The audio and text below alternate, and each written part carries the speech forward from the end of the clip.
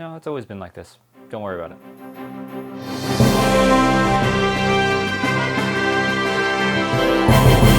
So, as promised, here's my spoiler review of Batman v Superman: Dawn of Justice. And I do apologize, I'm getting this up a little later than I wanted to. And this is fair warning, if you have not seen Batman v Superman yet, do not watch this video. I got a spoiler-free review on my channel as well. Go check that out. And after you see the movie, come back, watch this one. And looking back on the review, it does sound like I hated this film. I didn't hate this film at all. I actually did enjoy this film. But I think most of my problems were with the construction, on how it was put together and how it was made. It felt like it was a big splat of awesomeness. It was very scattered all over the place, but it's there. All the pieces for it to be a great movie were there. This movie had such potential, but unfortunately, they just had too much in there. And speaking of the things that I didn't like about this film, let me go back to something that I thought was the weakness. I know I'm not trying to bash this film, but Lex Luthor was definitely one of the weaknesses for me. One of the things was his motivations. I really didn't feel why he hated Superman, and you do get a couple of things here and there, him talking to the Senator about his uncle waving flags to a tyrant, but you never get to see why Lex Luthor is the way he is and why he's so crazy. Because I say it all the time, film is a visual medium, show me, don't tell me, and I felt that Lex is telling us why he hated Superman rather than showing us why. And with this hatred towards Superman, it leads him to creating Doomsday. No surprise, again, he's in this film. And I kind of had a problem with how he creates Doomsday. He takes the dead body of Zod and takes it to the Genesis chamber in the crashed Kryptonian ship that's still in Metropolis for some reason.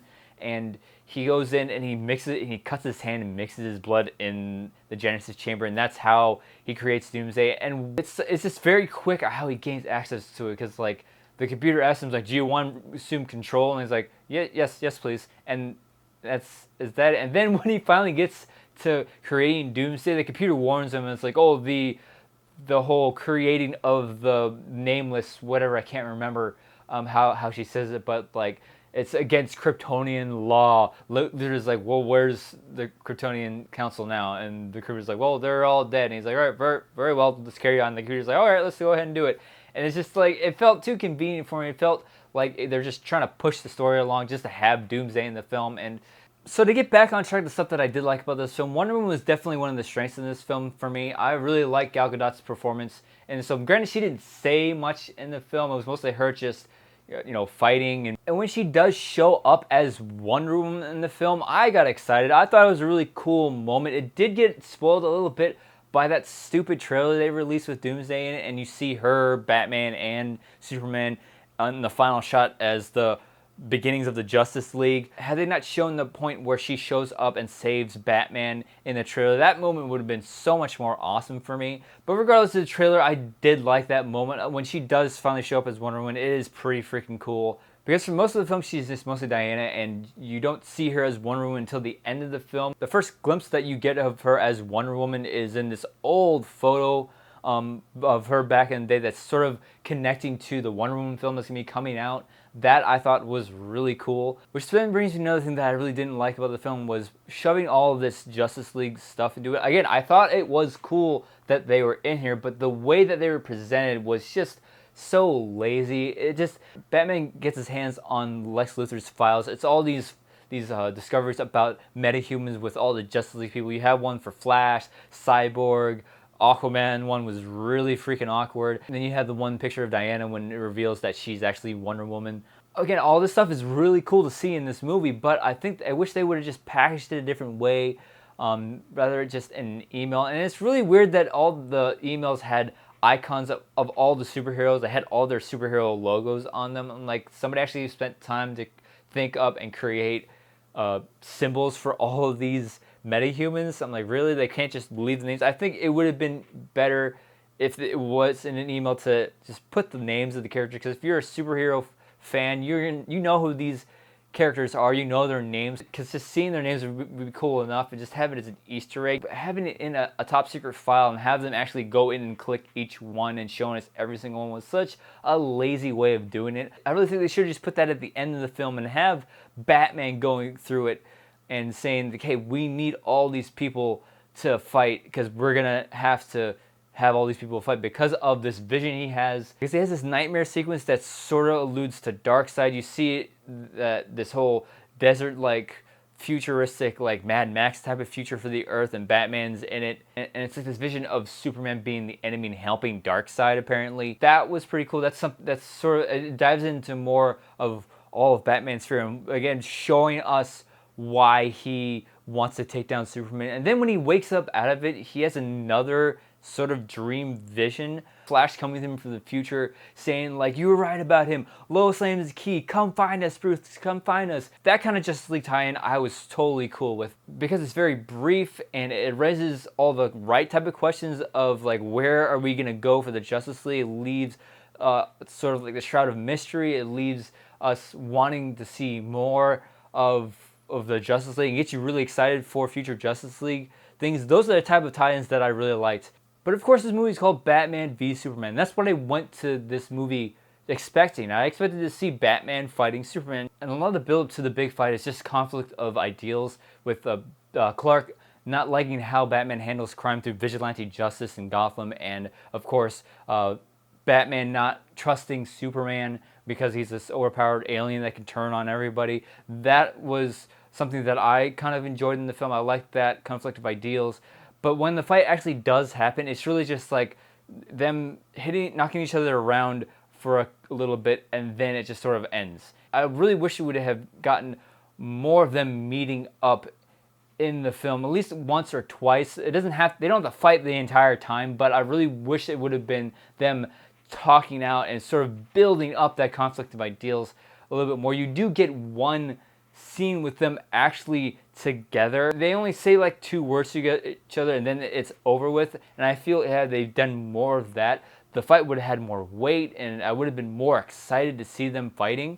And also, I don't like the reasons behind Superman fighting Batman. I personally wanted to see a fight where both of them wanted to fight each other, but it just turns out that Lex Luthor knows that Bruce Wayne is Batman, Superman is Clark Kent, and he manipulates both of them into fighting each other. Batman already wanted to fight Superman, but then Lex kidnaps Clark's mom, and you're gonna go bring me the head of Batman, and if you don't, I'm gonna kill your mom. And then the fight happens, and Batman has Superman on the ropes. He's about to stab him in the heart with this big kryptonite spear, and Superman's yelling out, "No, Martha, you gotta save Martha." And then Batman stops and is like, "Wait a minute, that's my mom's name. Where did you hear that name?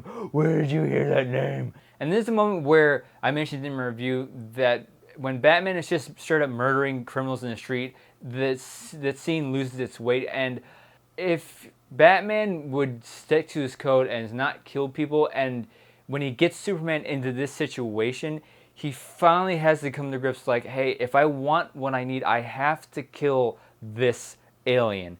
And this will be the one time where he breaks his rule, and that would have given it so much more like weight, because when he does say Martha, it brings him back to his mom dying, and it's like, wait, this is what separates me from becoming a criminal. It's like, yeah, it's against the law to do all this vigilante justice, and he's sort of tiptoeing that line of becoming a criminal, but when he's confronted with the choice of killing someone, he doesn't. And that is why I think this scene loses its weight, because it just, as soon as he's about to kill Superman and he just stops and he's like, okay, well, that's your mom's name, that's my mom's name too, cool, we're buddies now. And it's over really too quickly, like glossed over why he just stops and now they're just best pals. I think it would have added a little bit more depth to him not killing had he stuck to his code of not killing and not just murdered all these people while he's going after Superman. So now you got Batman and Superman together. Now they gotta fight Doomsday. Wonder Woman shows up, saves Batman's ass. I do like how they stay a little close to Doomsday's comic book lore a bit, because every time you hit him with something, he comes back like twice as strong and he evolves a little bit more, and it becomes tougher and tougher to fight him. They sort of do that in this film. There's one point where Superman's like flying him out to space and they decide to try to nuke Doomsday, and of course Superman survives because he's nuke proof. We've seen this in comic books before. But then he comes back and he starts to evolve and he becomes stronger. Wonder Woman cuts off his arm and he grows bone spurts out. And I thought that was nice that they sort of stuck to that part about Doomsday. But then it leads to, I think, the biggest spoiler, and the thing that I'm conflicted most about in this movie is that Superman dies while he kills Doomsday. He takes the kryptonite spear that Lois Lane had to throw away in the water, but then she realized, she goes back and like, wait, I need this, goes back in, becomes a damsel in distress. Superman's got to rescue her. I digress. But then he grabs the spear, flies towards Doomsday, and he stabs him in the chest. But in turn, the growth spurts that were once his hand, he goes and he stabs Superman in the chest. And in doing so, he gives his life to save humanity from the abomination that is Doomsday. And I'm so torn on the fact that they killed Superman, because half of me is like, wow, that's a really ballsy move for this movie. But then the other half of me is like, why the hell would you kill off Superman in the second movie of your franchise? But of course they didn't kill off Superman. The very last shot of this thing is Clark's coffin about to be covered with dirt, and you see pebbles floating up off of it, and it's like, okay, he's alive. They just go back on this big, like, gutsy call they did. But one of the biggest issues now that they have is they gotta somehow bring him back for the Justice League movie. Now the Justice League movies, you're gonna have the rebirth of Superman, and it's just this big obstacle that they have to go through to move the Justice League forward, because you can't have a Justice League movie without one of its key players. You can have the Justice League without Aquaman or Cyborg or one of the other League members, but you cannot have a Justice League without either Superman, Batman, or Wonder Woman. Those are the three major players in the Justice League. But the more I thought about it, with Suicide Squad coming out later this year, from the looks of the trailers, this enemy that they're fighting is pretty powerful, and having Superman dead in this film just sort of gives them an excuse for not having Superman show up in any other movie. So overall, again, I did enjoy myself in this movie. I think it is a good film. It's not the best film in the world. I actually do think you should see this film, but it does have its problems with its construction, its pacing, and its editing. Do I think it's deserving of the 33% score it got on Rotten Tomatoes? Absolutely not. It's not a horrible film. But the thing is, a lot of people are like, you either gotta love this movie or you gotta absolutely hate it. I'm right there in the middle. I think it's a good film. I don't love it, but I don't think it's a terrible movie. Again, I want to apologize for the lateness of the spoiler review. I do think I've missed a couple of things to talk about. There's a lot to talk about in this movie, so if you feel that I had missed a couple things that you want to talk about, leave a comment below so I can give you my thoughts about it in the comment section.